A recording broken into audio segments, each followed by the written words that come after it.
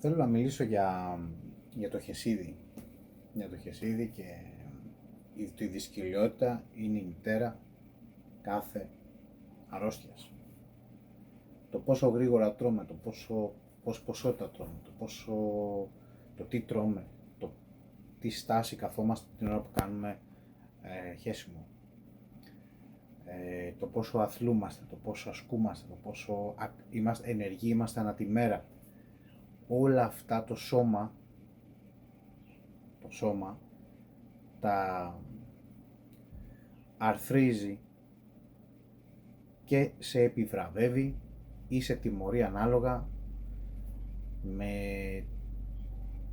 το τι κάνεις στην τουαλέτα, το πόσο καταφέρνεις να αποβάλεις τις τοξίνες.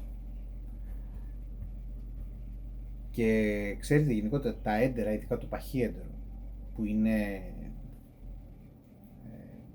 είναι το σημείο, δηλαδή, σαν λέμε ο σκουπιδότοπος του σώματος που πάει να αποβάλει τα άχρηστα, έτσι, είναι το πιο δύσκολο σημείο του σώματος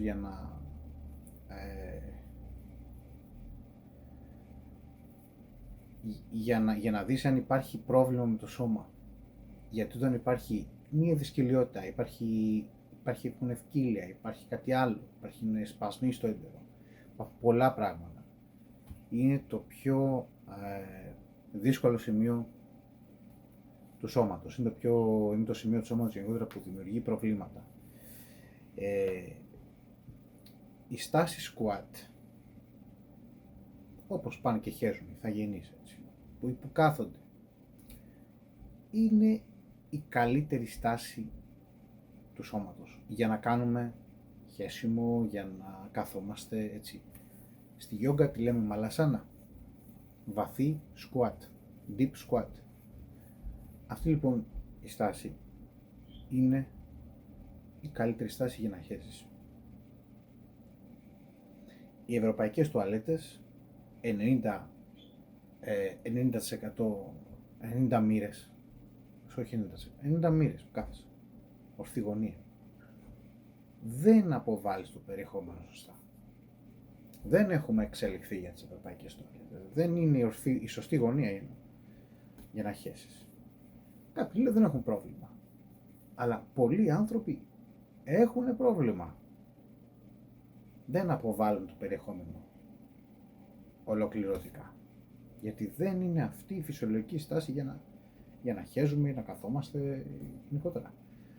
Όσο και να λέμε είμαστε εξελιγμένοι, είμαστε το ένα, είμαστε το άλλο, έχουμε εξελιχθεί βιολογικά για να είμαστε σε αυτή τη στάση, για να χέζουμε να αποβάλουμε σε αυτή τη στάση.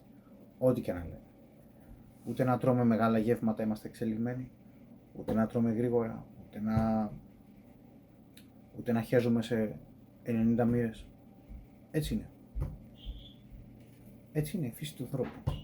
Δεν εξελιχθήκαμε. Εγώ όταν χέζω έτσι, deep squat, σαν πρωτόγονος, νιώθω υπέροχα. Καταλάβατε?